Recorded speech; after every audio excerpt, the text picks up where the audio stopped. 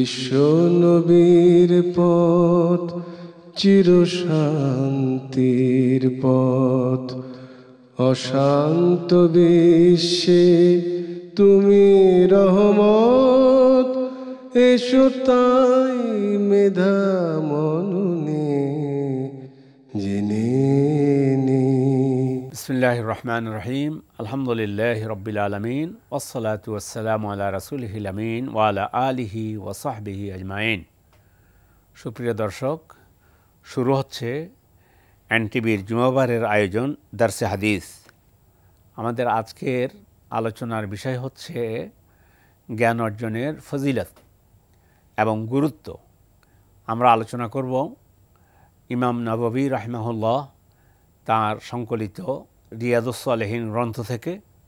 আপনাদেরকেও আমরা উৎসাহ দিচ্ছি যে আপনারা রিয়াদুস সালেহীন যাদের কাছে আছে তারা আমরা যে আলোচনা করছি সেখান থেকে আপনারা আমাদের আলোচনা বোঝার জন্য অথবা বোঝার পরে আলোচনা শোনার পর রিয়াদুস সালেহীন আবার দেখে নেবেন।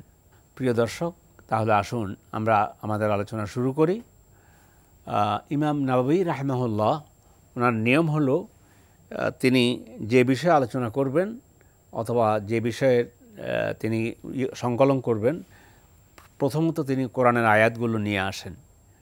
এরপর তিনি রাসূল সাল্লাল্লাহু আলাইহি ওয়াসাল্লামের হাদিসগুলো, সহিহ হাদিস, বিশেষ করে বুখারী এবং মুসলিম থেকে তিনি হাদিস এনে ওই বিষয়টা তিনি উপস্থাপন করে থাকেন। আমরা তাহলে শুরু করি আমাদের আলোচনা। ইলম অর্জন সম্পর্কে সর্বপ্রথম আল্লাহর কাছে দোয়া। আল্লাহ রসুল সাল্লাল্লাহু আলাইহি ওয়াসাল্লামকে আল্লাহ বললেন, অকুর রব্বে জিদনি ইলমা, বলুন হে আল্লাহ আমাকে জ্ঞানে সমৃদ্ধ করুন। অনেকে অনুবাদ করে যে হে আল্লাহ আমাকে জ্ঞান দান করুন, রব্বে জিদনি ইলমা, অথবা হে আল্লাহ আমার জ্ঞান সমৃদ্ধ করুন। না, অনুবাদ হবে আমাকে জ্ঞানে সমৃদ্ধ করুন।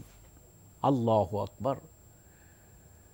আল্লাহর কাছে চাওয়া তো আমাদের অনেক কিছু আছে, কিন্তু আল্লাহ শিখিয়ে দিলেন যে আগে আমার কাছে এলেম চাও, জ্ঞান চাও, এলেম চাও। প্রিয় দর্শক, আমরা তো ছিলাম পড়ুয়া জাতি, আজ আমরা পড়া বাদ দিয়েছি। আমাদের প্রথম শব্দ যেটা ওহির প্রথম যে শব্দ নাজিল হয়েছে সে শব্দটি আপনাদের সকলের জানা আছে, ইকরা। বিসমিল্লাহির রহমানির রহিম, ইকরা, পড়ুন। আল্লাহ রাসূলকে বলছেন ইকরা, আর পড়তে হবে কীভাবে? বিসমে রব্বিকাল্লাযী খালাক, পড়ুন আপনার রবের নামে যিনি আপনাকে সৃষ্টি করেছেন। এলিমের গুরুত্ব পৃথিবীতে, আমরা যখন এলেম অর্জন করেছি, কোরআনের কাছে ছিলাম, হাদিসের কাছে ছিলাম, সাহাবায়ে কেরাম থেকে আমরা যখন জ্ঞান নিয়েছি, তখন আমরা ছিলাম পৃথিবীতে, আমরা শ্রেষ্ঠ জাতি ছিলাম। একজন লেখক তিনি বলেছেন যে উম্মাত ইকরা আজাফাত আনিল কিরাআ ফাখাসিরাতিল কিয়াদা। ইকরার জাতি, পড়ুয়া জাতি, পড়া বাদ দেওয়ার কারণে, পড়ুয়া জাতি পড়া বাদ দেওয়ার কারণে তারা কি হয়েছে? উম্মত ইকরা আজাফাত আনিল কিরা ফাখাসিরাতিল কিয়াদা, নেতৃত্বের আসন থেকে ছিটকে পড়ে গিয়েছে। পড়ুয়া জাতি পড়া বাদ দেওয়ার কারণে নেতৃত্বের আসন থেকে ছিটকে পড়ে গিয়েছে। আমরা তো একসময় অর্ধেক পৃথিবী শাসন করেছি, সে ইতিহাস আমাদের জানা নেই। সেটা করতে পেরেছি আমরা যতদিন আমাদের কোরআন হাদিসের থেকে আমরা জ্ঞান অর্জন করেছি, শিক্ষা নিয়েছি, আমরা সম্মানের সিংহাসনে ছিলাম। দুনিয়ার অর্ধেক পৃথিবী শাসন করেছি আমরা। যাই হোক, আমরা যাচ্ছি আমাদের আজকের মূল আলোচ্য বিষয়, জ্ঞান অর্জনের গুরুত্ব সম্পর্কে। আল্লাহ তাআলা বলতেছেন, কুল হাল ইয়াস্তাউইল্লাযিনা ইয়ালামুন আল্লাযিনা লা ইয়ালামুন, বলেন হে রাসূল, যে জানে আর যে জানে না এরা কি সমান হতে পারে? কখনোই নয়। যে জানে আর যে জানে না দুজন এক হতে পারে না। অজ্ঞ আর মূর্খ, রাত আর দিন, আলো আঁধার, এটাকে দুটো একটাই হতে পারে নাকি? দুটো সমান হতে পারে নাকি? কখনো নয়। যে জ্ঞান অর্জন করেছে সে কখনোই যে জ্ঞান অর্জন করেনি তার মতো নয়। জ্ঞান অর্জনের ফজিলত সম্পর্কে আল্লাহ রাব্বুল আলামিন কোরআনে কারিমে তিনি বলেছেন, ইয়ারফাইল্লাহুল্লাযীনা আমানু মিনকুম ওয়াল্লাযীনা উতুল ইলমা দারাজাত। ইয়ারফাইল্লাহুল্লাযীনা আমানু মিনকুম, আল্লাহ তোমাদের মধ্যে তাদের পজিশনকে সমুন্নত করেন। ইয়ারফাইল্লাহুল্লাযীনা আমানু মিনকুম, যারা ঈমান এনেছে। তাইলে মর্যাদার জন্য, আপনার সম্মানের জন্য, আমার সম্মানের জন্য, সম্মান বৃদ্ধির জন্য এক নম্বর হলো ঈমান।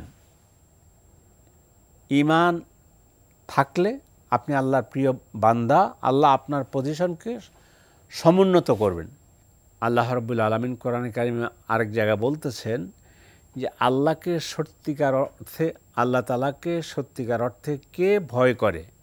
আল্লাহ বলছেন, ইন্নামা ইয়াখশাল্লাহা মিন ইবাদিহিল উলামা।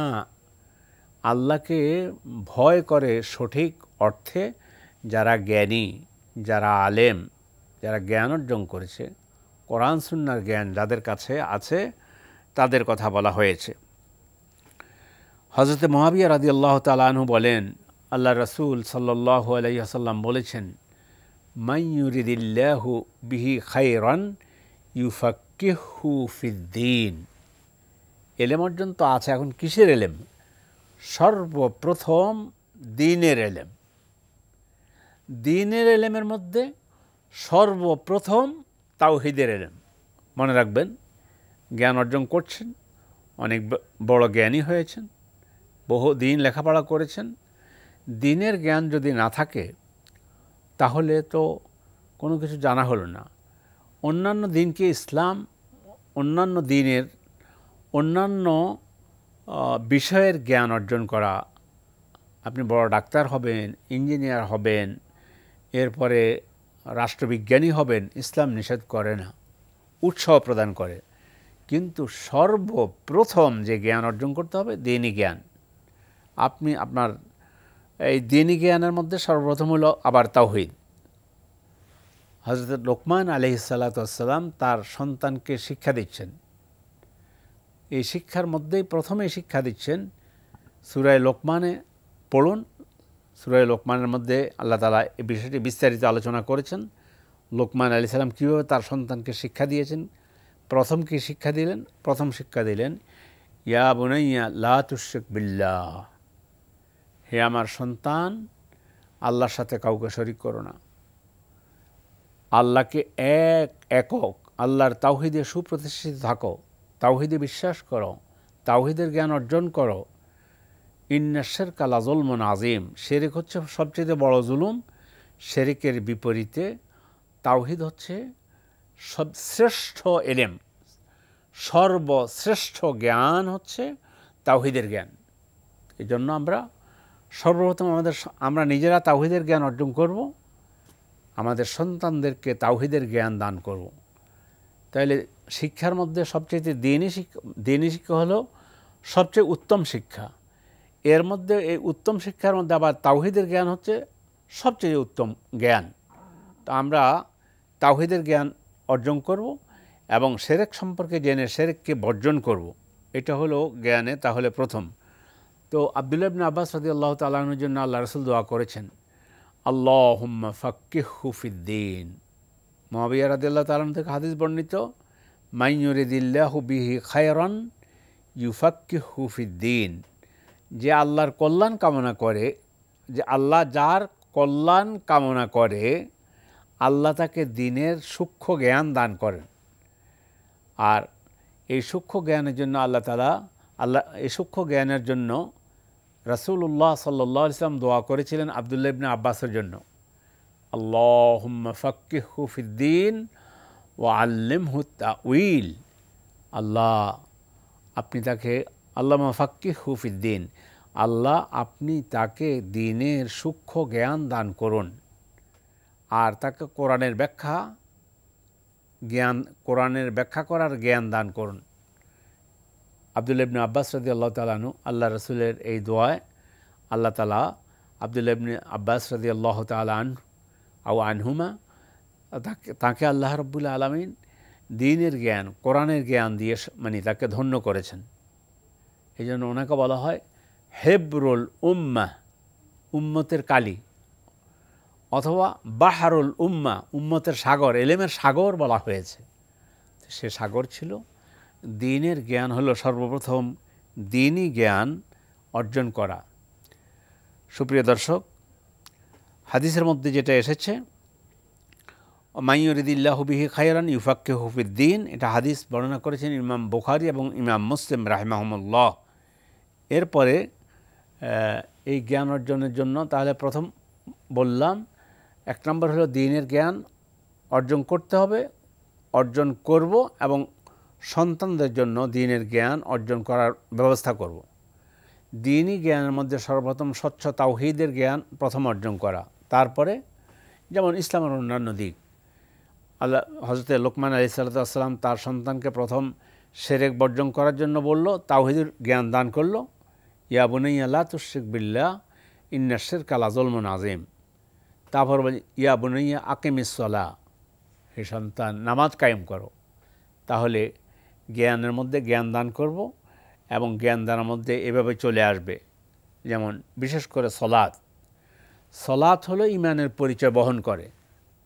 এই জন্য প্রথম ঈমানের দাওয়াত, ঈমানের দাওয়াত সাথে সাথে সলাতের দাওয়াত দেব।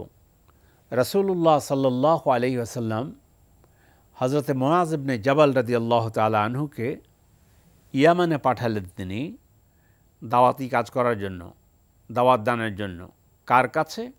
আহলে কিতাবের কাছে, ইহুদি খ্রিস্টানদের কাছে। তো বলতেছেন, ইন্নাকা সাতাতি কাওমান আহলা কিতাবিন ফাইজা জিতাহুম ফাদউহুম ইলা আন ইয়াশহাদু আল্লা ইলাহা ইল্লাল্লাহ ফাইনহুম আতাউলাকা বিযালিক ফাআখবিরহুম আন্নাল্লাহা কাদ ফারাদা আলাইহিম খামসা সালাওয়াতিন ফি কুল্লি ইয়াওমিন ওয়া লাইলা। তুমি যাচ্ছ, ইয়ামানে পাঠাচ্ছি তোমাকে, সেখানে গিয়ে আহলে কিতাবের নিকট প্রথমে তাওহীদের দাওয়াত দিবে, আল্লাহর একত্ববাদের দাওয়াত দিবে। যদি তারা একত্ববাদকে মেনে নিয়ে ইসলামের গণ্ডিতে চলে আসে, তখন তাদেরকে দাওয়াত দিবে। কিসের দাওয়াত? নামাজের দাওয়াত দিবে। তারপরে বলেছেন নামাজের দাওয়াত দেওয়ার পরে যদি এরপরে তাদেরকে যাকাত প্রদানের জন্য নির্দেশ দিবে। তাহলে সর্বপ্রথম জ্ঞান হচ্ছে তাওহীদের জ্ঞান। দ্বিতীয় হলো সলাত। সলাত হলো ঈমানের পরিচয় বহনকারী। সলাত আছে, ঈমান আছে, সলাত নেই, ঈমানের পরিচয় বহন করবে না। এজন্য দ্বীনের জ্ঞানের মধ্যে এভাবে আমরা জ্ঞান নিজেরা শিখব এবং জ্ঞান দান করব। তো হাদিসের মধ্যে এসেছে জ্ঞান অর্জনের ফজিলত সম্পর্কে আল্লাহ রাসূল সাল্লাল্লাহু আলাইহি ওয়াসাল্লাম বলেছেন, মান সালাকা তরিকান ইয়ালতামিসু ফীহি ইলমান সাহহালাল্লাহু লাহু তরিকান ইলাল জান্নাহ। আল্লাহু আকবার। মান সালাকা তরিকান, যে ব্যক্তি একটা পথ অতিক্রম করবে, একটু পথ অতিক্রম করবে জ্ঞান অর্জনের জন্য। মান সালাকা তরিকান ইয়ালতামিসু ফীহি ইলমান, কিসের জন্য পথ অতিক্রম করবে? জ্ঞান অর্জনের জন্য। সাহহালাল্লাহু লাহু তরিকান ইলাল জান্নাহ, আল্লাহ তাআলা তার জান্নাতের পথ সুগম করে দেবেন। আল্লাহু আকবার। দুনিয়াতে পথ অতিক্রম করতেছে জ্ঞান অর্জনের জন্য, আল্লাহ তাআলা আখিরাতে তার জান্নাতের পথকে তিনি সুগম করে দেবেন। তাহলে আমরা জ্ঞান অর্জনের চেষ্টা করি। দুনিয়ার জ্ঞান, দুনিয়ার টেকনোলজি, আজকের দুনিয়ার অত্যাধুনিক যত কিছু আছে, সব ধরনের জ্ঞান, চিকিৎসা বিজ্ঞানে আমাদের লোক থাকা প্রয়োজন। ডাক্তার হওয়া ফরজে কিফায়া, ইঞ্জিনিয়ার হওয়া ফরজে কিফায়া। একদল লোক ইঞ্জিনিয়ার থাকবে, ডাক্তার থাকবে, এরপরে রাষ্ট্রবিজ্ঞানী থাকবে, এটা আছে। তো কিন্তু সব কিছু সবার জন্য এক নম্বর হলো দ্বীনের জ্ঞানের মধ্যে একটা হলো ফরজে আইন, হলো একবারে ফরজে আইন। সলাৎ যেমন আদায় করি ফরজে আইন, অনুরূপভাবে ফরজে আইন হলো দ্বীনের অতটুকু জ্ঞান প্রত্যেক মুমিনের থাকতে হবে, যে যতটুকু জ্ঞান না থাকলে দ্বীন পালন করা সম্ভব নয়। দ্বীন পালন করা সম্ভব হয় না। যেমন সলাৎ সম্পর্কে জ্ঞান রাখতে হবে। সলাতে সূরা পাঠ করার জন্য সূরা ফাতিহার মানে পড়তেই হবে। এটা রিকশাওয়ালা হোক, অন্য কেউ হোক, সাধারণ লোক, খেটে খাওয়া মানুষ, রাজা, বাদশাহ, উজির, নাজির, সবার জন্য একটা নির্দিষ্ট সীমা পর্যন্ত জ্ঞান অর্জন করা প্রত্যেকের উপর ফরজ।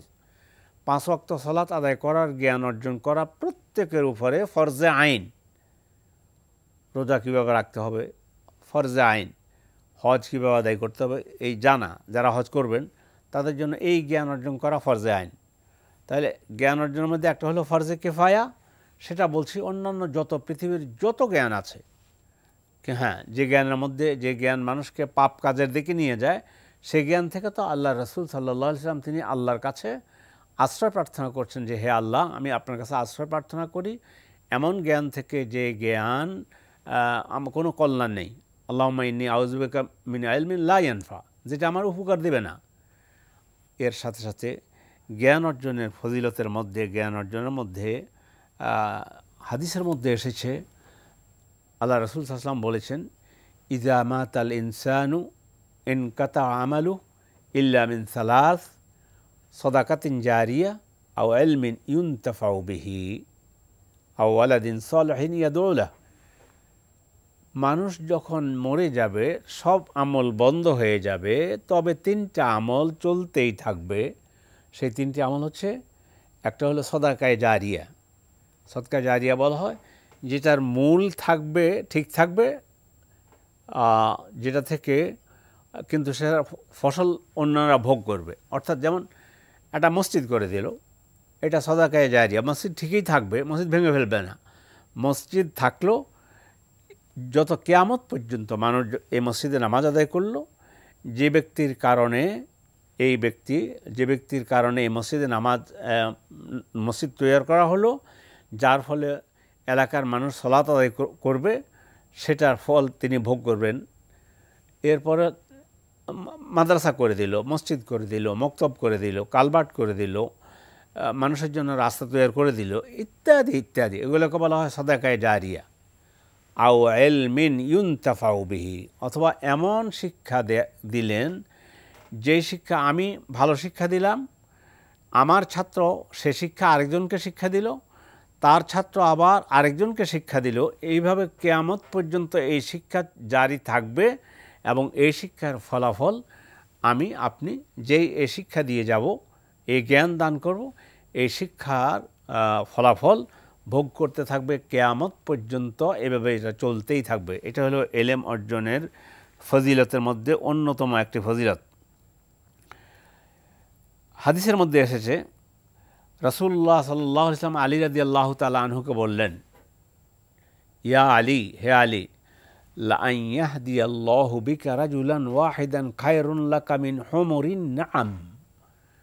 আলী, তোমার মাধ্যমে যদি আল্লাহ তাআলা একজন লোককে, লা আন ইয়াহদিয়াল্লাহু বিকা রাজুলান ওয়াহিদান খায়রুন লাকা মিন হুমরিন নাআম, তোমার মাধ্যমে যদি একজন লোক হেদায়েত প্রাপ্ত হয়, তাহলে এটা লাল উটের চাইতেও উত্তম।